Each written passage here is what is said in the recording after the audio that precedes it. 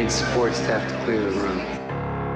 Stand up and walk, now! Hello and welcome to The Watch. My name is Andy Greenwald. I have no fixed title at The Ringer. Joining me here in the studio, it's not Chris Ryan. It's Jake Johnson, my go-to guy to replace Chris Ryan whenever he's out of town. Well, I'm back. See you, Chris. Let's look. Take a hike.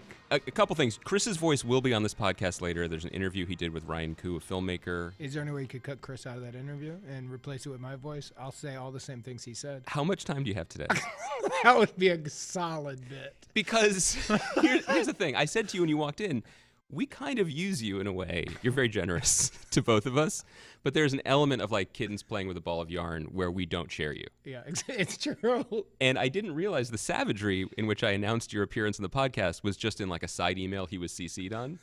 He's in Philadelphia spending time with his mom. What the hell? I'm with my mom. I think he's upset. He should be. He should be. Because he's... and now he's out. He's out. Once you Whoever get the mic. I'm with, we forget the other guy. The other guy does not exist in reality. That's done. Good. Yeah, this like that. This is the podcast now. Welcome back. Thank you. Yeah, it's nice to be home. I'm thrilled that you're here, especially because, as you said a moment ago, you don't do press anymore. Well, I've slowed down a little bit. Yeah.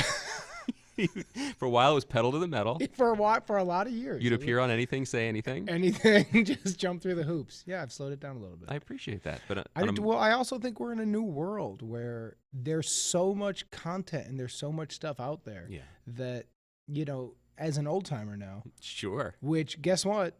There was a time I was a rookie. I'm an old vet now. Yeah, you're wily. I'm not Bartona Cologne. No. I'm not that much of an old vet.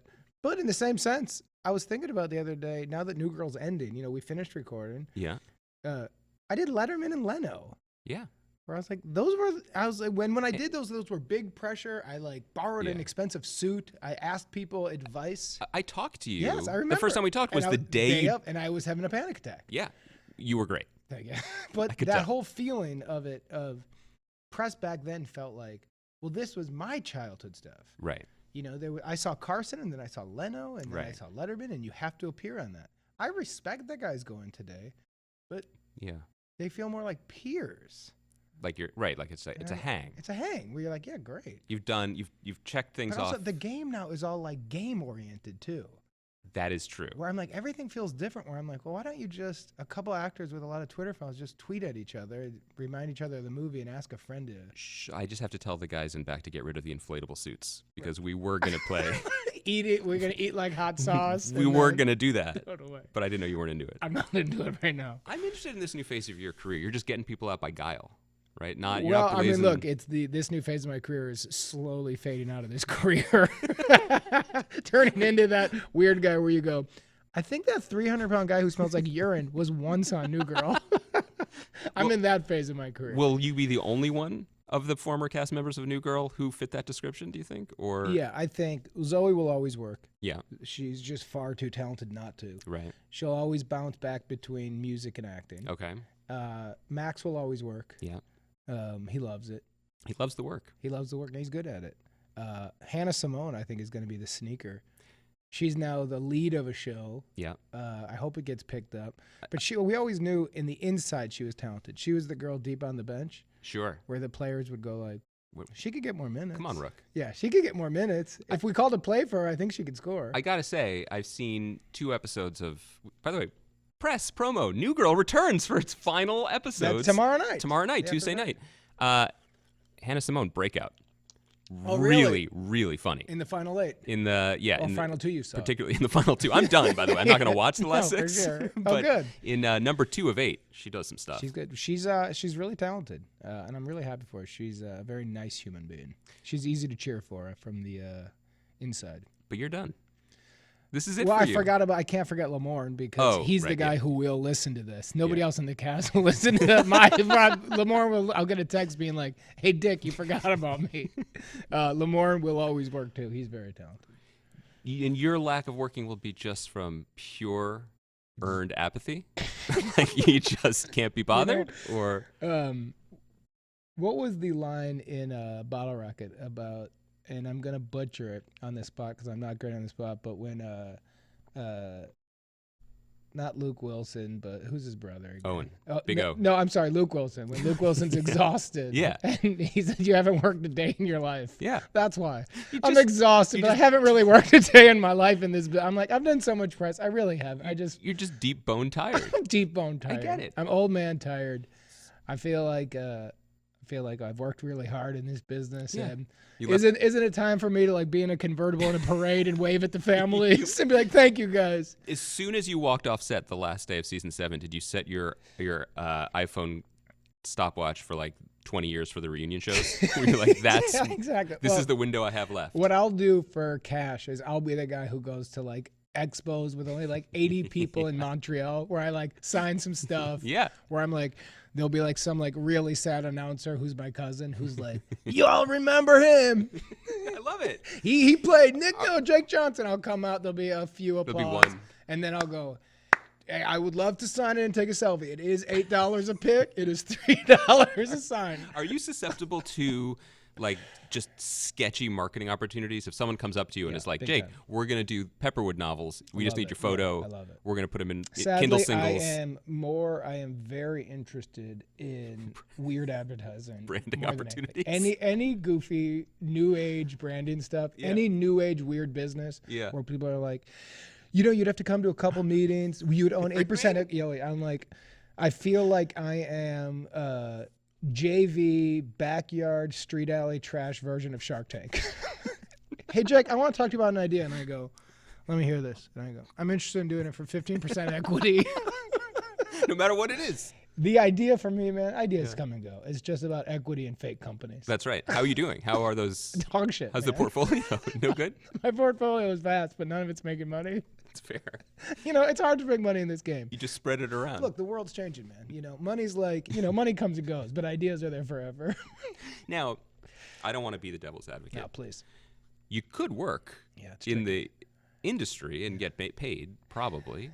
You probably. Fortunately, Andy, I'm a businessman. That's right. More than an actor, I'm a business, period, man. That was a thing that rappers used to say. Yeah, I know it. Well, And- I met Chris Bridges, Ludacris, on a No Strings Attached. Okay, right, yeah. And so that was a side hustle for him, right? He had like 6 businesses. You don't hear many actors saying, like, I'm not an actor, I just do this. Because actors are punks, man. They're fools. But not me, man. I'm a businessman. Yeah. My only problem, I am a businessman. My problem is I'm not great at business. But I like the idea of it. I like the idea. What do you like most about business? Making that money, baby. So that's it's like, paint your picture. So when I have my meetings, I pay a full staff. Sure. I am about $300,000 in debt Uh-huh. as we're doing this meeting. At the end of this, I am going to ask for a little bit of scratch to get home. Gas tank is at an empty. Stomach is also at an empty. For the record, I have a granola bar with your name on it Done. sitting behind me. Done. And when our social media guy, Pat, took a photo of us, you let that slide gratis. No, I didn't. I just haven't presented him with my contract. Bill of goods. $8 a pic, and if you want it signed, it's $3, my dude. Muchas gracias. You are good at this. I'm good at business.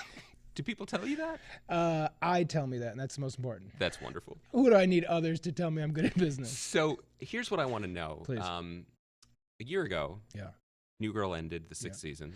Yes. A little longer than a year ago, actually. Yeah. And ended in a place where we would have been you could have been satisfied Yes, with that as a that's right. conclusion. There were some questions about whether there would be more. Yeah. Did you immediately cast off the shackles of your high-paying regular gig and just...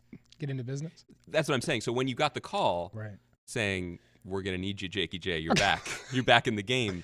How surprising was Well, that the first to thing you? I did said, let me cut this ponytail off. How long was it? It wasn't I mean, as soon as I'm like off work, 6 weeks worth of growth. one of the most disgusting things about the way my body works, and I've been to doctors, no one can explain why. Yeah. The second I go, I'm done working, Yeah. my hair instantly grows to my lower back. It is gross, Yeah. but it is beautiful.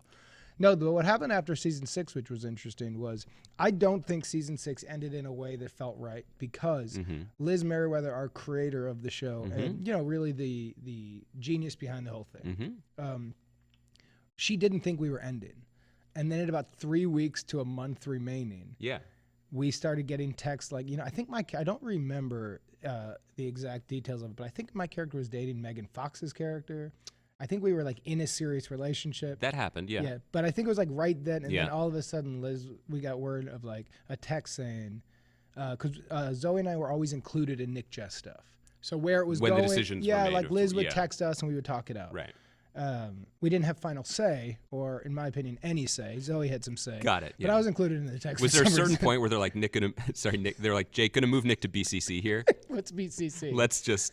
Oh yeah, for sure. Applying, right? Yeah, of course. How many emails were you not a part of? The real ones. Right. I was part of the ones saying like, do you insist on whole wheat for your peanut butter and jelly, or can you do white bread? And I'd be like, disrespectful. There's like one email from Finkel just being like, Jake, you do a great job acting on the show. You do an okay job. End of message chain. Exactly. Got it. But what happened was I was with Megan's character, and then all of a sudden they're like, I think we broke up in that same episode. Zoe and I were now together. Yeah. And it started going fast, yeah. really fast. And Liz was like, well, the reason we're going so fast is I don't know if we're getting a season 7. And I don't want to end this show and find out we got canceled and have not finished this storyline. Right. She said that wouldn't be okay with me. So we did a kind of a Band-Aid finish that I don't think anyone felt great about. Right. But enough so that if Fox didn't pick us up, we would have an ending. And how financially in the hole were you because of your assumed season 7 profits? Like how? Good question. Yeah. Like construction sites. Bad. I was in the hole. I've been trying to open up a new fast food chain.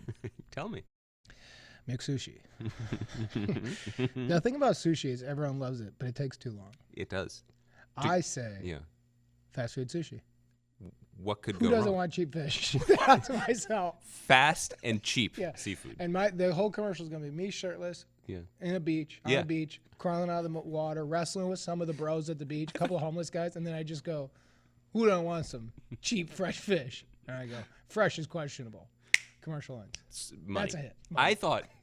I'm sorry to. Please, no, pitch. We're opening I've here. only put in right now 1.5 million into this, so I'm still open. It's a healthy start. I thought you would be wrestling the fish, like that you would catch each. Give me a second. Yeah, take that down. Wrestle a fish. When the ad guys I pay ask about it, it was my idea. Got it. The cameras are off. How much time passed between, okay, we've stuck this Band-Aid on the problem to we're going to get to come back? Well, so then we all thought it was over, and I didn't. I thought we were coming back for sure. So even when Liz was saying we're done for season 6, I was like, we're under contract through 7. Right. And then I got word from the agents and everybody saying like, so we want to start talking about pilots coming in. Ooh. And that's when I knew like, oh, you guys want to have like a meeting. Oh. And I'm like, is it really not coming back? And they said they got word back that it's most likely not coming back. And then Liz texted me, if we want to come back, we have to reach out to Dana and Gary personally. The heads of the network. The heads of the network and studio.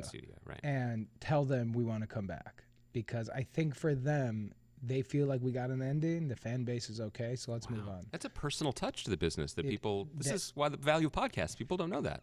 Yeah, so I wrote an email to them.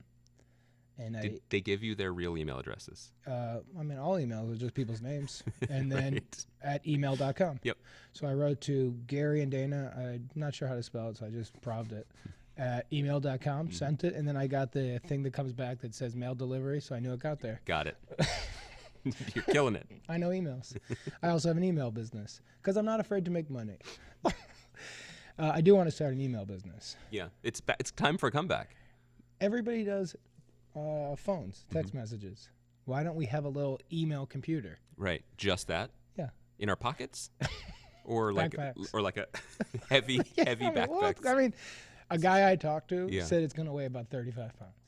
Can he get it under His stuff is non-negotiable. Okay. He's expensive and he's old school. He uses rare metals.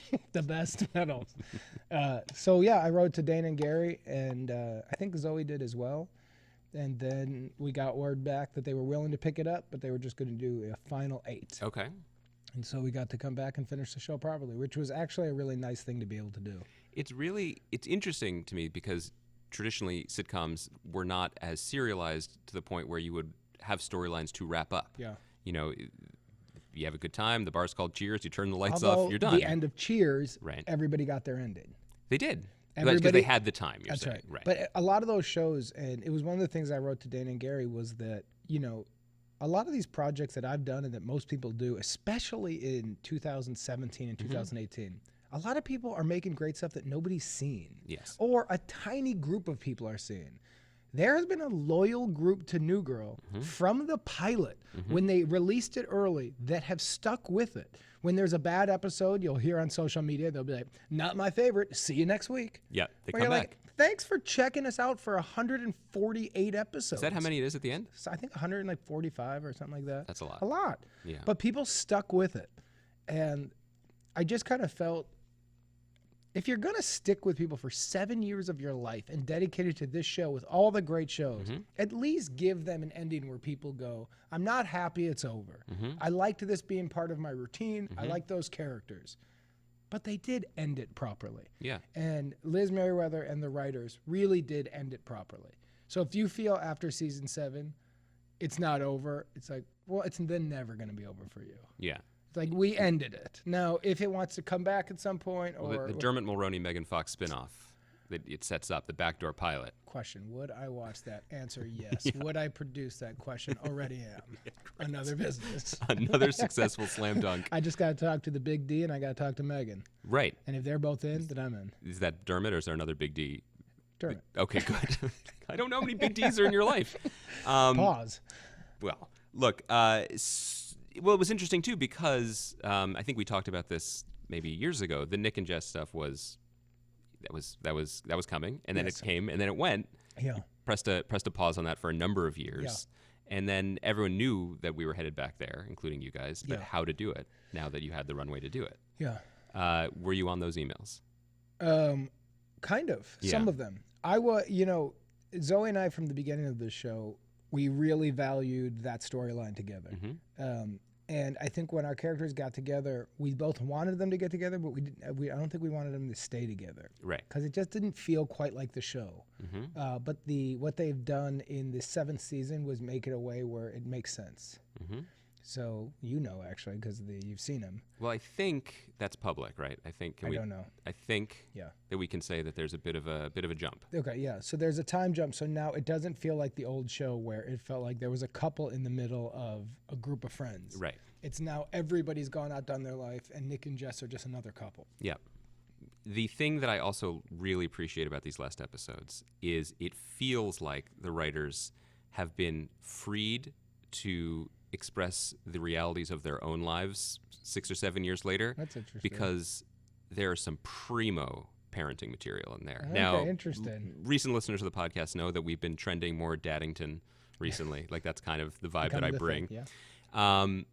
But because New Girl was a show about young people figuring it out, even as the people became middle young, a little bit, But It's the name of my production company. But it's gonna kill. But still circling the same kinds of relationship issues, jumping forward and committing. Okay, this is who these people are now. They're in this next phase of their life.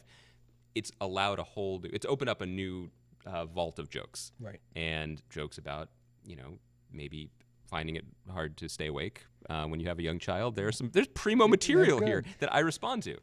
Honestly, I need to. I'm gonna watch these final 8. Yeah. Because when I was, when you're in it, you're not studying it. Right. So I don't have a gut feeling of how they are. Okay. I know for me personally, it was a really fun experience because I really do value and love that cast a lot. I don't think I'll ever do another 7-year show. I'll never act with people as much as I've acted with them.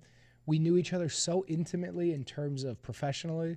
We did so much weird press together where we'd be on so many stages in front of packed crowds and be backstage together and then walk out, then fly places together.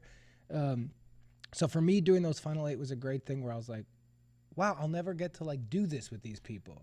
Did that help that sense of finality? It did. It honestly, it felt like, for me, it felt like a weird celebration where I was like, even when we were annoyed with each other at late hours, it would be like, oh, you're doing this thing that's always annoying, but I never get to see it again. Yeah. It almost felt like you're married to somebody. At an early age, you say, this isn't working fully. Yeah. We always love each other. We were high school sweethearts, but now we have kids. It's too hard. Yeah. Let's stay together until the kids go to college. You're pitching something very romantic right Yeah, now. but we love each other, but I think our lives are going to be not together in our golden years. But we'll always have. But we'll always love each other. Yes. We've been together since we were 14. Yeah. Then the early teen years of that example are really hard. Yeah, I would where imagine. like the kids are a nightmare, and you're like, I'm ready to move on from you, and you're ready to move on from me. Yeah. And then all of a sudden you blink your eyes, and the kid starts their senior year of high school, your youngest. Yeah. And you go, well, hell, I am going to miss you. Yeah. Sure, we've gotten in some stupid fights of how I cook the noodles, dear. Of course I don't clean the bathroom. But I love you. And so that was season 7. It was a lot of Max coming in my trailer and being like, it smells terrible. And being like, I'm sorry. And also, leave my trailer. Also, I've been cooking noodles. And also, why are you in my trailer yelling at me? You have your own, right? And then, but I'm going to miss you. Oh. So it was a lot of that. And that felt really good. To do that with the crew, too. We had Yeah. some crew members who had been with us for a long time. Casey Hotchkiss, the camera A operator, who's, you know, done a little bit of everything, was a true legend on that in a way that like, I've never seen. Yeah. You would do a take. Before the director would give notes, he would say, you weren't very good, Jake. In a way, on camera. Yeah. I would be acting, the camera would be here. He would at times go like this. You don't got it. But you would know, and he was always right. There'd Yeah. be takes where you're like, it seems like I got it on this, I don't got it. And then I would say, don't got it. And I'd be like, incredible. Let the director tell me I don't have it. Joey Perla, our costume guy, was just a king. Mike Rizzoli, our we just had a lot of great people. So being able to have that time to sit next to each other and have a couple of laughs before it ended was really special. There's a trend in television to do the more focused anthology series or a mini-series limited. You know, you do your 10 episodes, And it's over. then it's over. And quality-wise, that can create some great things. But there's something that is so integral to TV and the TV that we grew up with that I love so much is that long relationship. That's right. As an audience member as The well. long build. And to watch some of these last episodes, there's some scenes where they just clear out the paint for you guys, for you, Max and Lamorne, and it's so funny because the three of you are so confident in the characters. Right, interesting. And you're so confident with each other. And the pleasure you have playing with each other is evident. Yeah, so it's like totally. this meta level of enjoyment that you don't get if That's it's right. just a And prestige and 5-episode run. And I think that is the beauty of TV.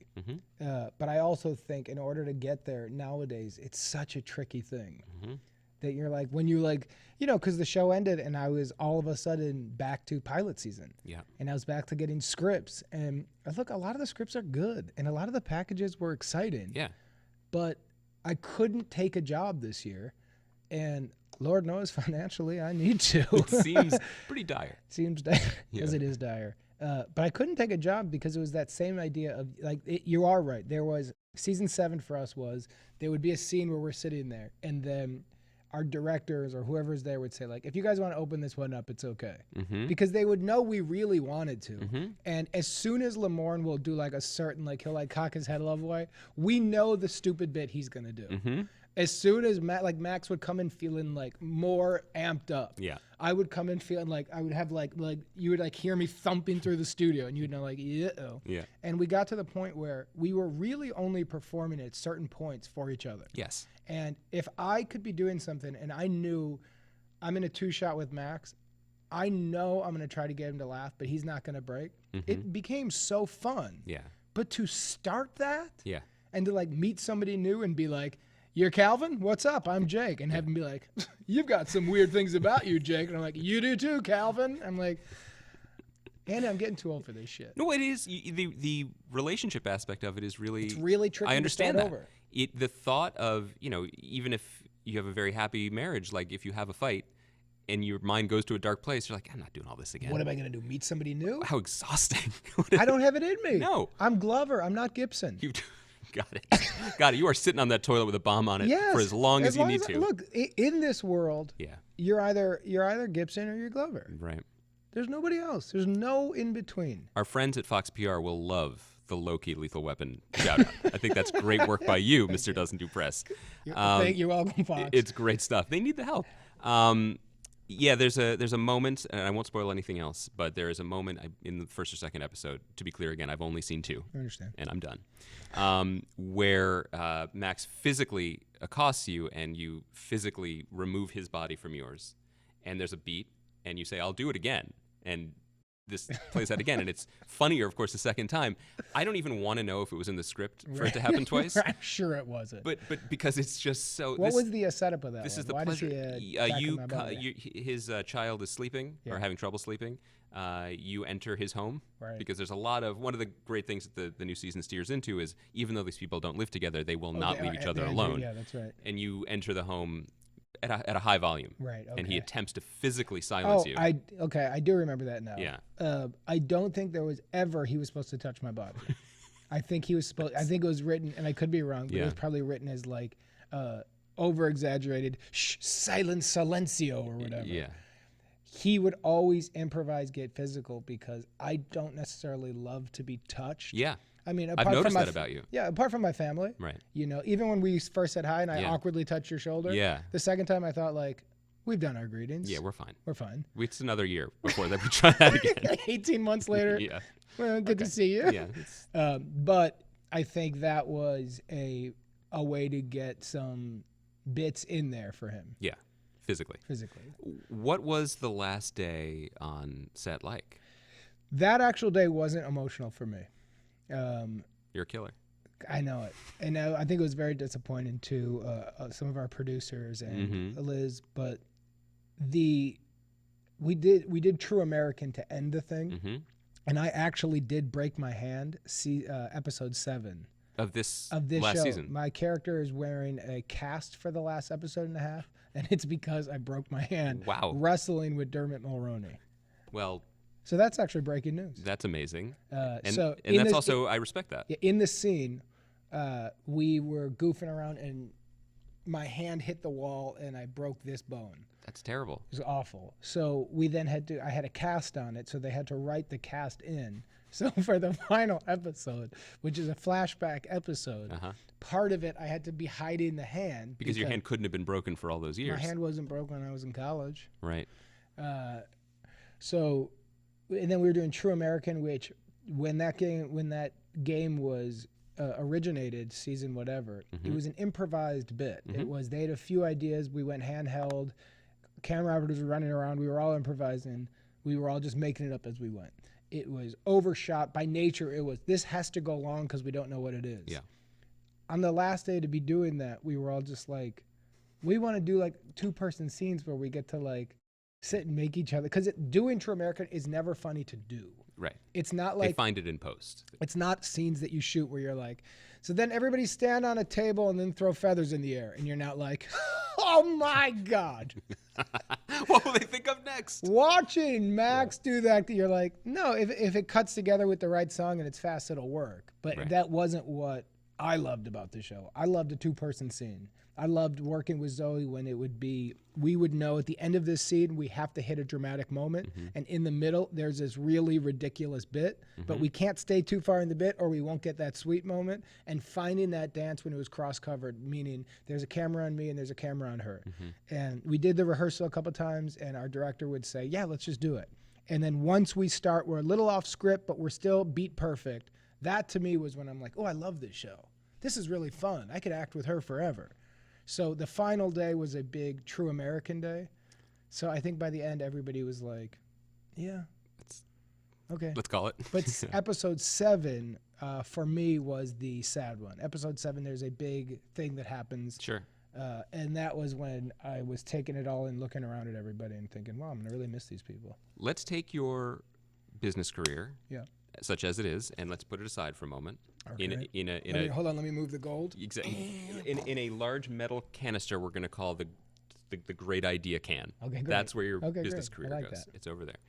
It struck me for a while when we've spoken that the balance that you had found was a pretty good one because you have this day job essentially on a show that's run by smart people and you enjoy working with. That's right. You have a schedule, and then that allowed you the opportunity to go. You could go do a big movie, but you could also go do these small movies that you were doing with Joe Swanberg, which are excellent. Thanks, man. And When It All Was last year, you spoke to Chris for that, so it kind Chris. of invalidated the whole process for me. But I found a way into that movie. I did. Okay, good. I was a little sore, but I get it. and that was sort of you found a rhythm with that. Right. So this clearly upended that now. That's right. Am I correct in reading that you enjoyed having that balance? I did. It was it was tricky because when the show started, it was perfect, but I didn't have kids at that point. Right. So my daughters came season 3, which changed a lot. Yeah. So I've been in an interesting spot in that I don't want to work as much as I used to want to work because you miss things fast. And the way my family works and the way I work is they cut me out quick. You know, I'm definitely, if there's a third wheel in a family, it's me. Oh, let's have that conversation. Yeah. And I know it. My team knows it. Yeah. Mom is the MVP. Yes. I've got 2 daughters. They're each other's Pippen and Jordan. Got it. I'm maybe an athletic trainer. Can I give you my take on it? Yeah. I have a similar situation, 2 daughters. The analogy I've always used is a political one. Yeah. My wife is the president. Right. I'm the vice president. When the president is in the Oval Office, the vice president is a punchline. He's a joke. Like, what's this clown doing here? He has no official business. What a loser. He will be sent on a diplomatic mission to Gelson's. You know what I mean? Like, and he will, and you know what he'll do there? It'll be fine. Yeah, and you know what he'll do? Yeah. What the president tells him to do. And if he gets the wrong rotisserie chicken, Yes. his ass is going back. Yes. Yeah. Immediately. Yeah, for sure. And the best the vice president can hope to do in the eyes of the president is avoid severe disappointment. Yeah. Mild disappointment That is a makes win sense. for the VP. That makes sense. Now, when the president is indisposed Sure. or on a trip Busy. of her own, If she's golfing. the vice president's authority is respected in that moment. agree It's with kind of an Al Haig grabbing the podium thing I hear that. for limited amounts of time. Okay. There is a certain thing around day 3 or 4 when the constituents are like, we didn't vote for this guy. Yeah. This isn't our country. They say we don't recognize our country anymore. If he continues to run this country, we're in a danger zone. Yes. But Yes. there's nothing we could do. No. Yeah. Mine is a little bit different in that. So going back to the work thing, while I'm there, Right. I am not number one, but I talk so much. Yeah. I make a lot of jokes with my kids. I'm really on it with them. Yeah. So I can fudge my way in so that it seems as if I'm a true member of the team. Got it. So that they're like, oh yeah, I guess we have to do his rules. Right. I guess this is both of them. Yeah. But if I go take a job, let's say, you know, I just did the movie, I did Tag, the movie last year. Oh, coming out. I got it here. We're going to talk about it. Just doing a little promo. Nice work. Everything is business, baby. But the family came with me for that one. Nice. But then we did a reshoot. Oh. So they're like, you know, we just need you for 4 or 5 days And where this is out of town. in Atlanta. Right. No problem. Jakey J will jump down and do ATL. Yeah. Do what I do professionally. It's your job. When I got back, Yeah. it was a foreigner in a foreign land. They had moved on. It was honestly as if I spoke a different language. I came in, I was like, hi, and also my wife moves really fast with decisions. Yeah. And I'm do the same thing all the time. She's let's change to make it better. So all of a sudden, like, our toaster's in a different place. And I'm like, what? And then she goes, oh, also, we're not going to do the clothes and leave the clothes here in the laundry room. It doesn't work like that. So we're going to, when you do the laundry, you put them in. And I was like, There's a new system since you've been gone. and then the kids are in the system. And Yeah. then I'll go, all right, well, it's after school, so I guess we do this. They're like, no. So after school, we all eat. And I'm like, everything is different. And I was only gone 4 days. I have to be in there. Because also the currency you've built up, not the actual Yes. currency, but you can't try to impress a 4-year-old by saying, well, I was with John Hamm yesterday. Exactly. They don't care. No value. No value. And you know, again, Yet. a lovely Yet. man Yet. in all senses. Well, look, when they get a little bit older, John Hamm's going to mean something. It's going to mean a lot more. Yeah. And that's why I That's think what you'll call him, and he'll say, No, I just take a few selfies with him. He's like, what are you doing? I go, this is for wardrobe. Do you mind? John. He's like, honestly, leave me alone. We didn't interact during the movie. We didn't become friends. John. you don't charge him for those, I imagine. No. Got it. I mean, I would. I just don't think he would pay, and he's bigger than That's me. probably right. Yeah, I get it. So that becomes tricky. So during the era of New Girl, when it first started, it was perfect because I was work obsessed. Everything was about either writing or being on set, Yeah. and I loved it. So then it was, I have that job through that time, and then I would have 4 months where I could either try to sneak into a studio movie and have a smaller part or take a bigger part in an indie. And now without that, the other thing with pilot season, which was tricky, was there was a show I really loved with a creator I really loved that I started feeling like it was a short series that I wanted to do, but it didn't shoot in Los Angeles. So I thought, if this was a movie, I could convince the team to go for 7 weeks. If this is a TV show and it gets picked up, and it's season 4, I know my team. And I'm like, I can't be sitting in like a rented condo somewhere. Yeah. I was like, I'll go friggin' bananas. And then when I get home, I'm no longer dad. I'm mom's boyfriend, Gary. Yeah. You might actually would have a better shot if you reintroduce yourself. I will come back with a tattoo and I'll smoke outside. The ponytail. Always. Yeah. I will, after dinner, be like, excuse me, ladies, I'm going to go have a cigarette. And she'll go a block away because of the windows. And I'll go, all right, no doubt about it. And I'll go out. I'll take the dog for a walk. And the dog and I will not like each other anymore. And it'll be a lot of like, I'll take the dog once I get outside, like, come on, you fucking nightmare. I will have a bulging, gross tattoo that comes out. Yeah. And I'll think these daughters, these girls should be with their dad. And he should be around. It's a shame what happened to him. It's a shame he moved to New Mexico. Like, it's just a bummer. It's a bummer because, they don't respect me. Yeah. And realistically, I'm not a great role model, man. No, not at this point. I'm just the boyfriend, Gary, man. You're running around. Yeah. And I would have a canned beer so that as soon as I took the dog for the walk, I'd be like, I'll see you guys. And then it's just. Do that look. And then I'd be like, as soon as I taste it, I'd be like, oh, this is the happiest moment of my day, which is a dark feeling because I spent the whole day with my family. But the beer tastes good. Beer always tastes good. That's the thing. That's the part of it about the glamorous job of acting that people don't appreciate. So it's tricky. So going back to the schedule was great, but I was really relieved. I will always miss New Girl, but I was relieved it was over because it was such a time suck. And it wasn't one of those shows where, if you do a multicam show or you do a show like Modern Family where they shoot fast, those guys have the dream job where they were like, oh yeah, I shot Tuesday and Friday. I was out by noon. Yeah, we had Laurie Metcalf come talk to us, and we were asking her about going back to Roseanne. We were like, you're just Oscar nominated. Is it a little strange to go back? And she said, it's the greatest job I will ever have. Because you work 14 hours a week. It's the secret. I had no idea. But it's not single cam. Right. Or it can be, depending how it's done. But a multicam, the traditional way of doing it. The traditional way in front of the crowd, because that's the camera setup. And it's it. So once you're in it, you do it. Right. Our show was, it wasn't that. And it was never that. And it was our producers on it didn't strive for that. They said, rather than go fast, what if we just kept shooting? Let's see what we can come up with. Which creatively, I understand. Sure, but that can be exhausting. But then you start getting into the world of kids and families, and everyone's like, I get it. But I got here while it was dark, and I'm not going to put anyone to sleep tonight. Is there a way we could do it? And then you start getting to I'm not mad it's ending, but I will miss everybody. Yeah, because I remember the time, and this was probably pre-season 2 when I talked to Dave and Brett and Liz. Yeah. And they talked about their process for making the show, and they were basically like, we keep extra clothes in the office, and we scare each other because we're all ghosts that live there.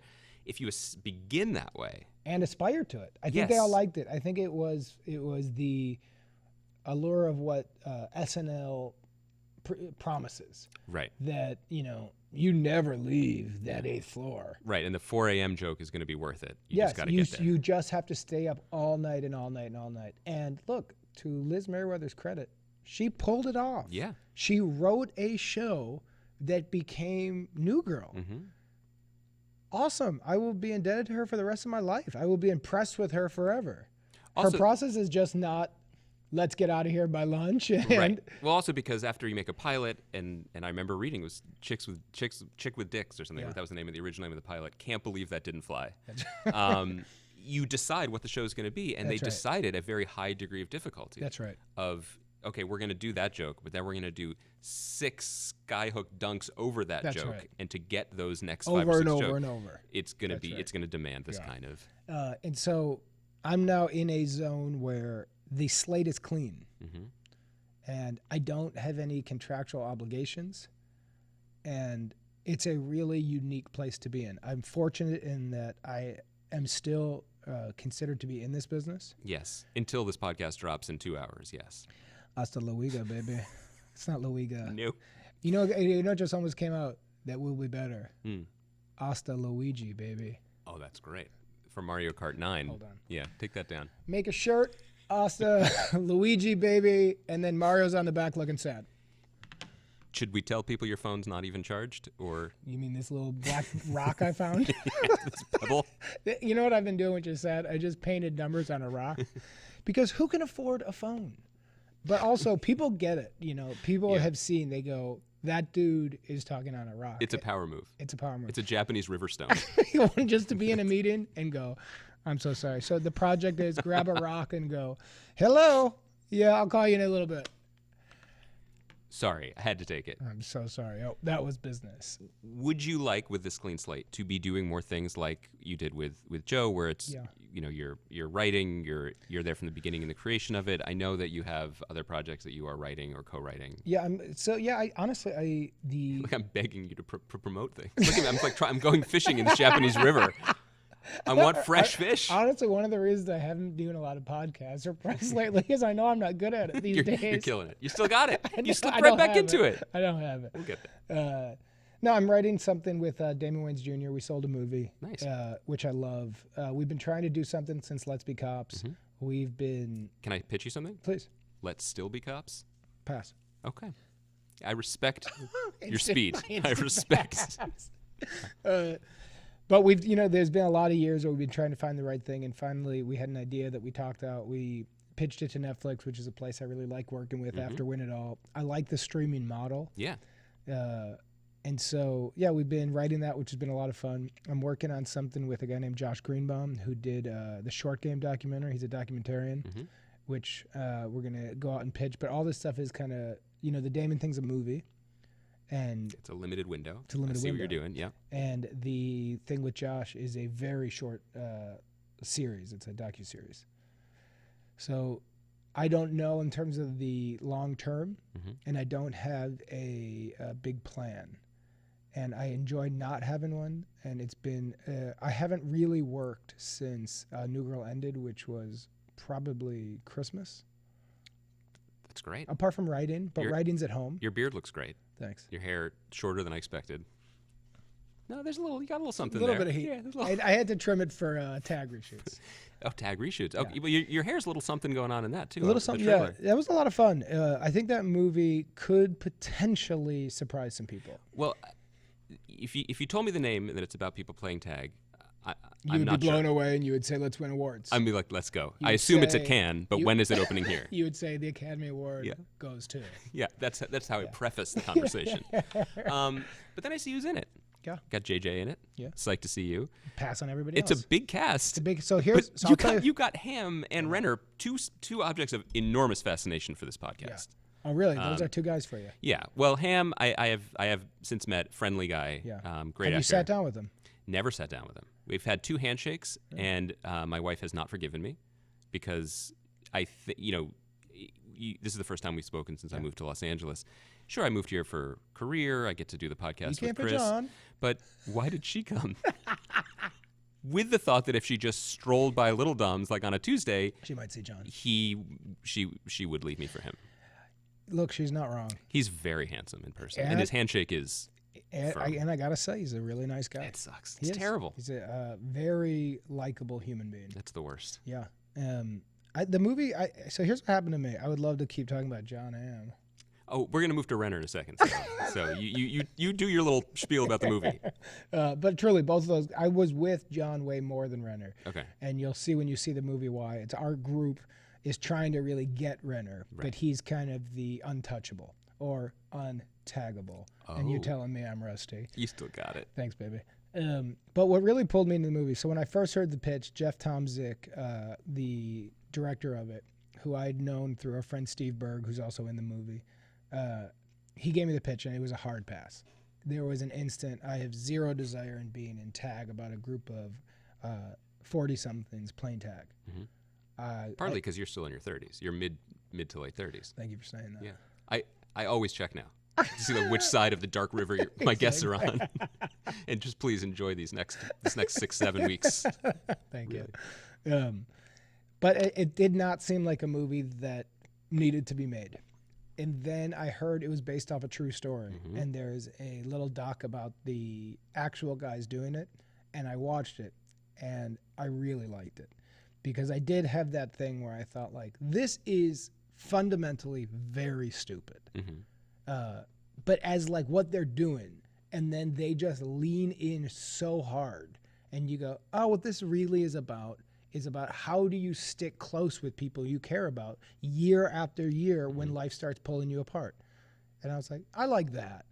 And then so I talked to the director, and I'm like, how are you going to shoot tag? Yeah. What are we going to be in a wide shot running around playing grab ass? I was like, honestly, Because if so, I'll pay for this. But I don't want to film it. Oh, wow. No cameras. Artistic. It's a play. No audience. And I want all unknown actors so I can do what I want. You are good at business. The ideas are just.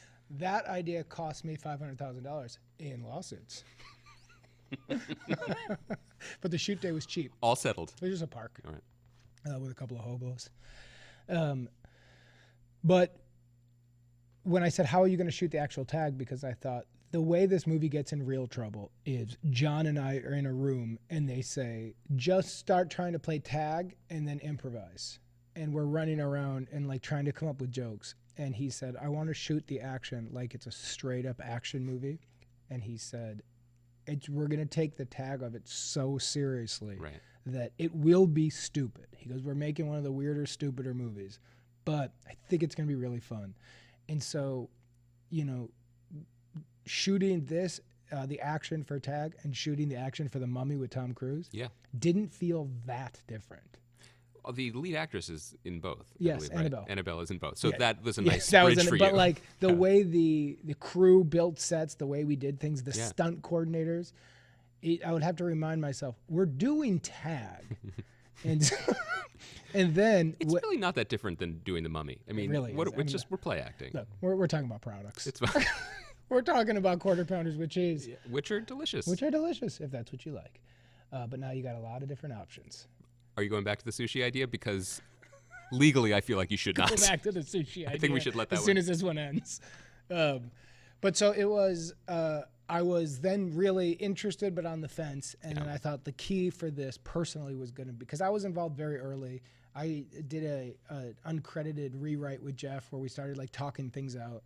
And it was before the movie was real, or it was real, but it was me and Ed Helms at that point. But I don't even think he was official, but I know he was a producer on it. And then when the cast started coming in, it felt like a joke. Yeah. It was like when I heard Jeremy Renner's interested, and I was like, why? And then they're like, Isla Fisher wants it. Isla Fisher's one of the funniest human beings on planet Earth. And I was like, Isla Fisher's going to do it? And then Leslie Bibb's going to do it? Yeah. Like, Leslie Bibb's hard, funny. Yeah. And then Hannibal will do it? And then John Hamm's going to do it. And then it just like, it keeps going. Rashida Jones is going to do it. So. Did you try to talk anyone out of it, or you just took it? Well, I pitched them my movie. Oh. Grab Tag. Yeah. Which was a financial nightmare. I see. You're wearing it well. Yeah. It doesn't feel good. That one was a disaster. Yeah. And I'm still in post. I'm still editing Grab Tag. Thank you for taking time. Yeah. Andy, this one's embarrassing. This one bothered me out financially. Wow. And emotionally. We're gonna rebound hard in this podcast. We're gonna find a way at the end. I don't want to get into Grab Tag. It's too dark. It's too dark for now. But so that was that movie, and it was fun. And I think, look, this could go two ways. You and I could be talking next fall, and I can go, I knew that movie was going to be a disaster. And the critics were right, and the audience was right. This wasn't the temperature for Tag. Yeah. Or I could go, I told you it could surprise some people. And so I'm going to go optimistic. Nice, I like that. I'm going to say it's not going to be the critical darling. We're not going to be at the Indie Spirit Awards. Right. But I do think those who see this movie, I saw a cut of it, it's without doubt a fun movie. And it feels like one of those fun summer movies. I got to ask you about Renner. Please. Just briefly, because we said at the beginning of the podcast there are not that many people in the acting profession who just do it, it's just a business for them. Right. The reason we're obsessed with Jeremy Renner is not just his incandescent performances on screen. It's that he seems to really only be motivated by his house flipping business. but like in all interviews, he's fairly straightforward about that. Like, yes, I guess I have to go to Atlanta to shoot arrows for the Avengers, but there's a mid-century modern. Is that true? In South Pass that I'm gonna flip that and make a fortune. Not in so many words said by his mouth into a microphone, but this is just me. I didn't get that sense from him. He was, to his credit, a real gamer on this movie.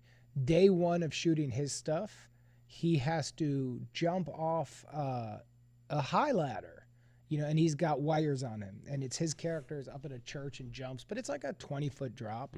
But he's on wires, so you're not supposed to get hurt. But it doesn't feel great.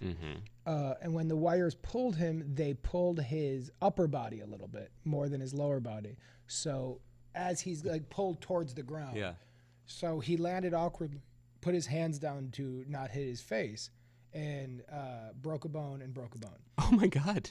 And it's as dangerous as the New Girl set. Worse. Yeah, that's true. I actually was injured doing New Girl, which is not the coolest thing. Thanks for pointing that out. Yeah, coming back to that. Went to the hospital, took x-rays, fractures. Now, not displaced fractures, but he broke his bones. God. Later that day, he was back to work, shooting tag. So he does. So he does the work. So that's my only thought. If he was just for the house flip, that's a very easy. I can't come to work today. You're gonna have to shoot me out faster. Right. But Jeremy Renner showed up, did his stuff, and we all thought because he left, there was talk between cast and crew where we're like, wow, I think this movie's getting derailed. Like I think it's day 3. Like, holy shit, this is hilarious. This is over. Yeah, we're done. I think we're done because you're not replacing him now. It's too late. Yeah. We are already like, wow, this movie's over. That's so weird. That's never happened. And I'm like, John, pleasure to meet you, man. Go Cubs, go. I hate the Cardinals. Yeah, that's already Hannibal, awkward. nice to meet you, man. And then all of a sudden they got word Renner's coming back. And I was like, oh. Okay. Okay.